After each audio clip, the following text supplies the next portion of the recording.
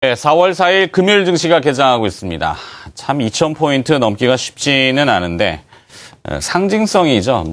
그러니까 좀 심리적으로 좀 안정을 찾을 수 있는 그런 상징성이라는 부분만 있지 사실 지수는 뭐 그렇게 중요한 건 아닙니다만 자, 이제 해외 쪽 IB, 글로벌 이제 인베스트먼트 뱅크들이나 아니면 국내 쪽에 얘기했던 부분이나 사실 눈높이가 좀 비슷해진다는 요즘 시각이 있습니다. 특히 대북 관련된 재료는 외국인 투자자들이 상당히 그 리스크를 꺼리는 편인데 요즘 그 서베이를 쭉 들어보면은 왜 북한이 이렇게 미사일을 어떻게 한다든지 아니면은 어깃장을 놓는 편인데 그것이 우리는 사실 금융지표로 늘 이야기를 하죠.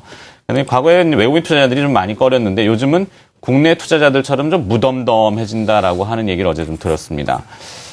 그것이 어떤 의미인지는 잘 모르겠습니다만, 우리는 금융시장만 얘기를 하는 거죠. 자, 오늘 코스피 개장가는 이제 5포인트 정도 조정을 받고 출발하고 있습니다. 외국인 투자자들이 7거래일 연속해서 순매수. 오늘도 어떻게 나올지 모르겠습니다만, 특별한 이변이 없다면은 매수 기조는 이어질 것 같고요. 그렇다면은 조정 폭이 그렇게 크지 않을 수도 있겠다라는 생각인데, 일단 재료를 또 봐야 되겠죠. 오늘 저녁에 미국의 고용지표. 코스닥은 강보합으로 오히려 상승 출발합니다. 2.18포인트 올라가고 있고요. 560선에 다가서고 있습니다. 이기태 기자님. 네. 시장 상황을 좀 말씀드리겠습니다. 그럴까요? 예. 대형주보다는 소형주 강세 시장에 연출되고 있습니다. 소형주가 일단 시장 대비해서는 상승폭을 키워나가고 있는데 0.4% 정도 상승해 있습니다. 업종별로 보면 화학 섹터가 상승폭이 가장 크고요. 0.6% 정도 상승폭을 보여주고 전기가스 업종 그리고 보험 업종이 시장 대비 강한 모습을 좀 보여주고 있습니다.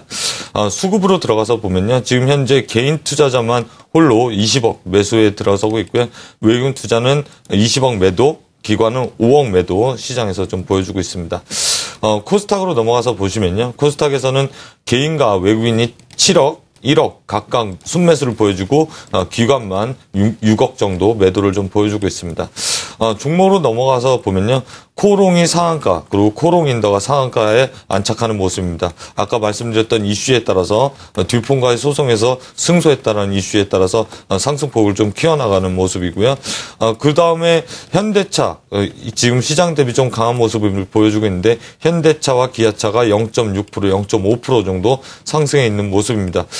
반면에 삼성전자는 시장 대비해서 좀 약폭을 좀 보여주고 있습니다. LG 이노텍이 상승폭이 큰데요. 휴대폰 부품주들의 눈높이가 낮아졌다라고 말씀을 드렸는데 LG 이노텍 LED 관련주이기도 합니다. 이에 따라서 일단 3%대 상승을 좀 보여주고 있고요. 서울반도체도 1.5%대 상승을 좀 보여주고 있습니다. 해운업종에서는 대한해운이 2.5%대 상승을 좀 보여주고 있고요. 개별 종목으로 넘어가서 보면 링네트가 4%대 상승, 콤텍 시스템이 3%대 상승, 아비스타가 2%대 정도 상승을 좀 보여주고 있고요. 특이한 개별 종목은 이미지스가 8%대 상승을 좀 보여주고 있습니다. 이미지스가 이 업체도 터치를 하는 업체인데 일단 터치 관련된 종목들이 하드웨어 눈높이가 낮았다라는 게 일단 시장에 공통된 모습을 좀 보여주고 있는 것 같습니다. 그 외에도 의미 있게 좀 갭상승을 좀 보여주는 종목은 오픈베이스, DSR 10%대 상승을 좀 보여주고 있고요. 그 다음에 남광토건이 9%대 상승, 코롱 머티리얼도 역시 13%대 상승을 좀 보여주고 있습니다. 네, 개장 초반에 이제 매수 강도가 강한 개별 기업들 이야기를 쭉 해주셨고요. 자, 업종별로는 화학 기계 업종이 오늘은 가장 상승이 높습니다. 화학은 0.38%, 기계 업종은 0.41% 이렇게 나오고 있네요. 보험, 음식료 이런 업종도 조금 상승하고 있고요.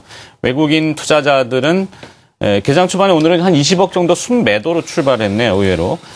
그들도 이제 지표를 좀 관측하겠다라는 의미일까요? 네이버를 12억 원 순매도하고 있고요. 삼성전자는 현재 5억 원 가까이 순매도가 잡힙니다. 개장 초반인데 SK하이닉스도 조금 소폭이지만 매도 보이고 있고요. OCI, 하나금융지주, 신한지주 이런 기업들을 외국인 투자자들이 매도하고 있는데 매도라고 얘기하니까 바로 매수로 돌네요. 죄송합니다. 자, 외국인 투자자들 매수로 바뀌었습니다. 35억 원 순매수로 지금 제가 보는 화면에서는 바뀌었네요. 기아차와 SK, 그다음에 코웨이, LG화학, 현대차, 자동차 업종을 삽니다. 그다음에 LG생활건강, LG노텍 이런 기업들을 외국인 투자자들이 매수로 돌리면서 제 말을 좀 무색해 했습니다. 결국에는 매수 기조를 좀 유지하겠다라는 의중을 내비치고 있는 것 같네요. 이승원 대표님. 네. 자, 뭐 개별 기업 얘기, 그다음에 시장 전반적인 그림을 봤는데 오늘은 소강 상태, 뭐 눈치 보기 매번 우리가 자주 꺼내는 단어 아니겠습니까? 네, 지금 보게 되면은 뭐 시장에서 그렇게 크다는 움직임에 대한 쪽은 좀 발견하기 어렵고요. 뭐 어제 미국 시장 페이스북이 하락 5% 정도 했다라는 것 때문에 다시 한번 네이버가 아래쪽으로 좀 변동성을 보여주고 있고, 그리고 그 외에는 코롱그룹주들이 대거 상한가 들어간 거 외에는 뭐 특징적인 모습으로 좀 보이는 종목은 그렇게 많지 않은 상황인 것 같습니다.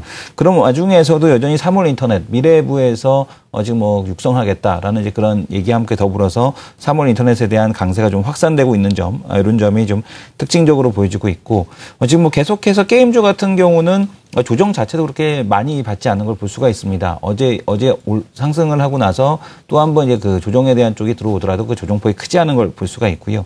그리고 지금 시장에서 조금 그 계속해서 IT 부품주들, 특히 IT주들에 대한 강세, 그리고 자동차주들과 자동차 부품주 이쪽을 말씀을 드렸는데, 이 자동차 부품주는 계속 말씀을 드리고 있습니다만은 시장에서 이 저퍼에 해당하고 저 PBR에 해당하는 기업이 바로 자동차입니다.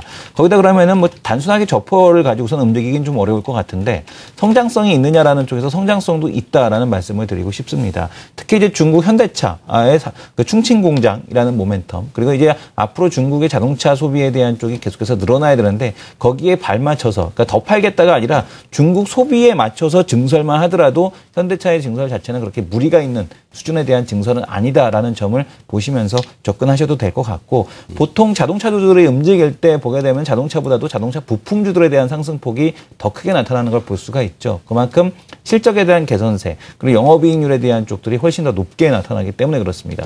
그래서 이 자동차 부품주들 지금 내가 만약에 고퍼주에 대한 모멘텀 주식들에 대한 그 공략에 대한 쪽이 좀 어렵다라고 하시는 분들은 오늘도 이제 저퍼주 중소형주를 말씀을 드렸습니다만은 저퍼주 중에서도 이 자동차 부품주에 대한 관심도 여전히 좀 유효하다라는 말씀을 드리겠습니다. 네. 자, 선물 쪽 보면요. 선물은 오늘은 이제 뭐 강보합 수준인 것 같습니다. 0.04%. 근데 시장 베이시스, 이론 베이시스 매번 말씀드리는데 시장 베이시스가 1.37로 이론 베이시스 1.32를 넘고 있습니다. 그러니까 시장 베이시스가 좀 더 강하다는 얘기인데 선물을 누가 사는가 봤더니 외국인 투자자들이 선물을 사들이네요. 프로그램 매수가 그래서 유입이 되고 있습니다. 차익, 비차익, 규모는 적지만 들어오고 있고요. 한 10시경부터는 외국인 투자자들이 비차익 프로그램 순매수를 또 담는데 아마 환하고 원화하고 같이 묶어가지고 들어오는 것 같죠. 그러니까 원화 강세를 좀 많이 보는 것 같습니다. 자, 코스피 선물 상황 그렇게 바로 환율로 넘어가 보도록 하죠. 삼성선물 리서치 센터 전승지 책임연구원이 연결돼 있습니다.